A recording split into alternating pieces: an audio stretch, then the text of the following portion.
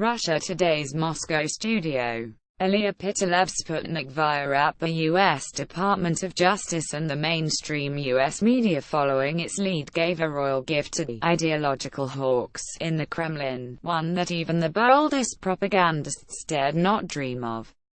The Russian television channels Russia Today, RT and Sputnik have been forced to register as foreign agents. The stormy and completely unsurprising reactions have escalated the information wars, whose consequences are difficult to predict. Ad policy translated by Antonina W. Buis. Russian lawmakers reacted to the DOJ's decision emotionally and quickly. In just a few days, amendments were passed without discussion on the media law, adding paragraphs on foreign media and foreign structures distributing information. The law regulating non-commercial organizations can now impose on them the status of a foreign agent. This is a very broad formulation, says Galina Aripova, director of the Mass Media Defense Center, media lawyer, and member of the board of Article 19. It applies to all foreign mass media and foreign structures that produce information for an unlimited circle of readers or viewers. The important part is that they receive foreign money. Obviously, all non-Russian mass media and internet sites will be considered foreign. Every lawyer understands the absurdity of transferring to foreign mass media registered in other countries the norms of the law on non-commercial foreign agent organizations that are registered on Russian territory, and which therefore must follow Russian legislation. This is beyond political control. This is a farce. Russian law cannot force a foreign company registered in another country to present financial reports to the Ministry of Justice if the company doesn't even have a representative office in Russia. By the way, the law on mass media governs the distribution of foreign mass media on the territory of Russia as well as the registration of their bureaus. It is clear that the new amendment is aimed primarily at the media whose target audience is the Russian reader. The amendment is essentially a declarative political statement. In other words, all mass media with foreign financing can be put on the list of agents, and will be required to present financial documentation, information on the employees, and other information to the Russian authorities. Non-compliance brings astronomical fines and even a block on information resources. The basis for inclusion on the agent list is not defined, and in fact all foreign companies might be subject to it, from the New York Times to the Herald of Zimbabwe. Russia's Presidential Council on Human Rights immediately responded with harsh criticism of the initiative and asked for at least a postponement, since the amendment texts had many errors and contradictions. It must be said that in the last few years the Council has been calling on Parliament and the President to repeal the law on foreign agents, which until now applied only to NGOs and made life very difficult not only for more than 100 organizations on the list but for the work of civil society as a whole. Moreover, there were fears that the latest proposals, which essentially made it impossible for foreign mass media to work in Russia, was not the end, that the screws would be tightened even more. The speed with which the president signed the amendments supported this concern. But the greatest blow was the U.S. Congress's decision to take away the accreditation of RT journalists. In response, some Russian parliamentarians proposed taking away the accreditation of all American journalists by the State Duma. However, journalists feel that it is almost impossible for this to happen, since accreditation for foreign correspondents in Russia is given by the Ministry of Foreign Affairs. In the meantime, the Voice of America, Radio Liberty and its departments, such as Kavkaz Really and Krim Really, have already been informed that they need to register as foreign agents. At the moment of writing, there are 9 U.S. media outlets on the list. The consequences of these decisions will be much harsher for them than for RT in the United States. The OSCE, the International Federation of Journalists, and other international organizations have called for both countries, Russia and the United States, to rescind their decisions, which are contrary to the principles of freedom of speech and of journalists not persecuting each other. The appeals have not been heard. On the contrary, the information war is heating up. It is impossible to predict what will happen next. But even if, by some miracle, reason prevails over the ambitions of decision-makers on both sides of the Atlantic, and these hasty decisions are repealed, journalism as whole will still suffer irreplaceable losses. It is certain that in any case RT will receive additional billions of rubles from the Russian budget to expand its activity in the world. That is, the money that theoretically could have been spent on developing public mass media, training journalists, developing social programs in local newspapers, exchanges, and much more. There is no doubt that American programs that aim to counteract Kremlin propaganda will also receive funds that theoretically could have been spent on reviving once active and fruitful contacts and joint programs for Russian and U.S. journalists. It looks as if we can forget about future development of dialogue among journalists. And it is also perfectly clear that the search for a fifth column, an internal enemy, in the media as well, will become more active in Russia. The familiar pattern is that every new anti-Russian sanction by the West leads not to hostility of citizens toward the state, but just the opposite, an increased consolidation of the obedient majority around the regime, a readiness to forgive all its sins in exchange for resistance to the foreign enemy, and to new repressive measures against independent voices, whose number is rapidly diminishing. This happened with the Magnitsky Act and the sanctions of the last 3 years. Indeed, the Russian press has come up with a telling phrase in response to foreign aggression: Russia will bomb foreigners, that is, take it out on its own people. Russiagate managed in a few months to strike a much stronger blow against the prospects of improving relations than all the years of the Cold War and the arms race together.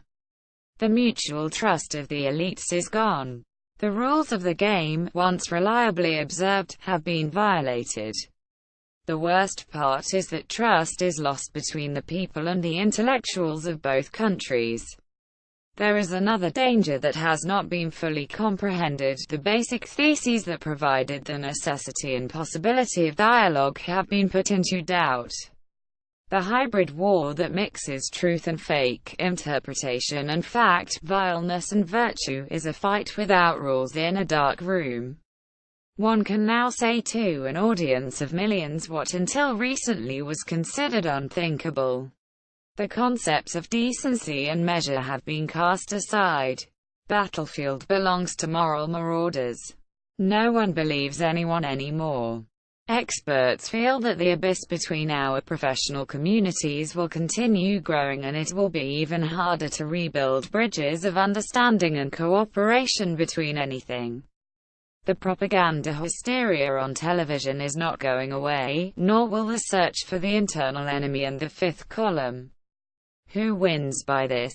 Who benefits from Russiagate? Why is this happening? Some believers in conspiracy theories in Moscow say that the massive attack on little-known RT and Sputnik, totally without influence on American audiences, resembles a special operation to promote them. Now everyone knows who they are.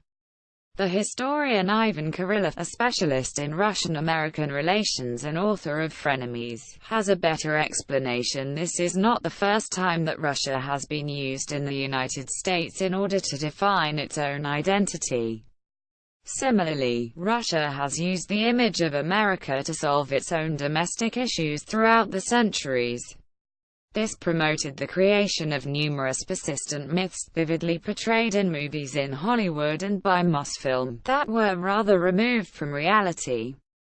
The short period of embrace during perestroika ended with a nearly total loss of interest in Russia among the U.S. establishment. The unconsidered description of Russia as a second-rate provincial state, the condescending attitude toward Russia, the unwillingness to take its interests into account and try to understand the country's reality ended with a steep decrease in relations, a rise in anti-American rhetoric long before Crimea, and the subsequent anti-American campaign in the mass media, including the statement by Dmitry Kiselev, head of the state agency Russia Today, that Russia could turn the United States into radioactive ashes. Russiagate in the Russian press is represented as the hysterical reaction of the superpower to its gradual loss of world sovereignty and fear of the growing Russia's unique power. For today's Russian liberal, the intensification of Russiagate is profoundly wounding.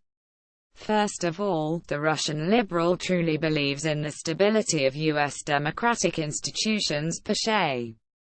The very thought that the strongest democracy in the world could be shaken, and the holiest of holies, the election, be influenced by some hackers, even the most highly qualified, is intolerable and impossible, almost insulting.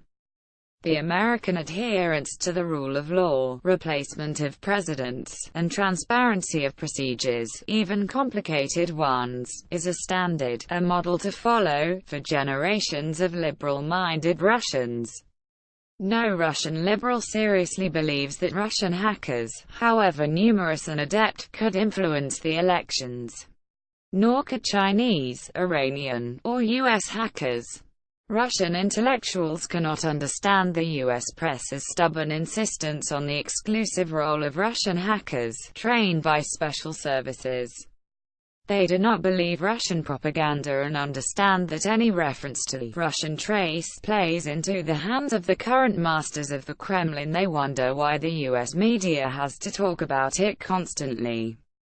The rare press mentions that suggest the U.S. establishment and press are not at all interested in Russia but only in their own problems, and that the Russian trace is a poorly chosen form of confronting the current administration, for it could have some other trace, creates even greater frustration.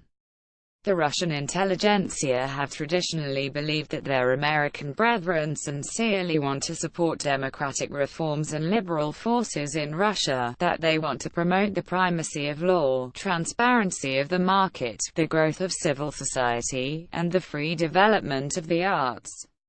They remember how, in the stagnation years, U.S. journalists overcame all obstacles in order to meet with Soviet dissidents, or how Slavic scholars supported samizdat authors and opened the world's eyes to the reality of Soviet life never covered by Soviet propaganda. Journalists and slavists, together with Soviet liberal intellectuals and dissidents on both sides of the ocean, created a powerful platform for the renewal of the political landscape in the perestroika era. This heroic, without exaggeration, period to which dozens of the leading intellectuals of both countries devoted their best years, has come to an end. New subjects do not fit the old frames. Today U.S. journalists, and Western journalists as a whole, limit themselves to predictable reports about Russia as a dangerous country with an unpredictable and aggressive leader, and nothing more. The situation is bitterly disillusioning for Russian liberal journalists. Russiagate killed the beautiful dream of the perfection of the U.S. system of government, respect for the law, and the excellence of the U.S. press. A generation of my Russian colleagues grew up holding U.S. journalists, analysts, and researchers as role models. Even in Soviet times, despite the imposed propaganda, college journalism departments did not hide respect for the American way. The fact that this idealized image of U.S. journalism does not always correspond to reality causes a bitter, almost childish hurt.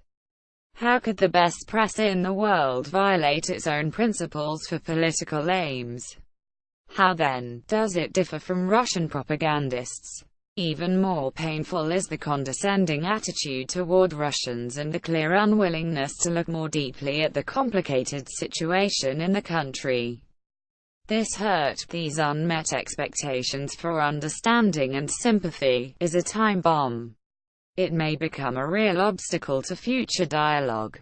The historian Vladislav Zubok, a professor at the London School of Economics, notes that this attitude toward the complexity of post-Soviet Russia began long ago, when in the 1990s Americans preferred to support their guy in the Kremlin and ignored the contradictions in the country.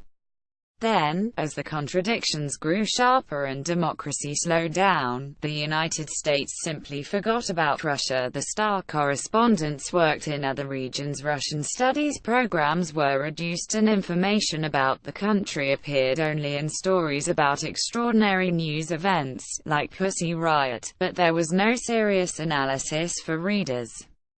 Nor is there any serious analysis now. Russiagate leads further and further away from it. The bitter understanding that playing the Russia card in the information war is an easy way to deal with a political opponent gives rise to a quiet inner protest in the Russian liberal. Notes of hurt and disappointment appear with greater frequency in the independent mass media, as the number of outlets continues to diminish. Economic difficulties are not helping the development of independent media. It is said that the current advertising market in Russia cannot support private press, and managers have to seek additional financing, which most often comes from state structures. The variety of voices in the Russian media landscape is narrowing.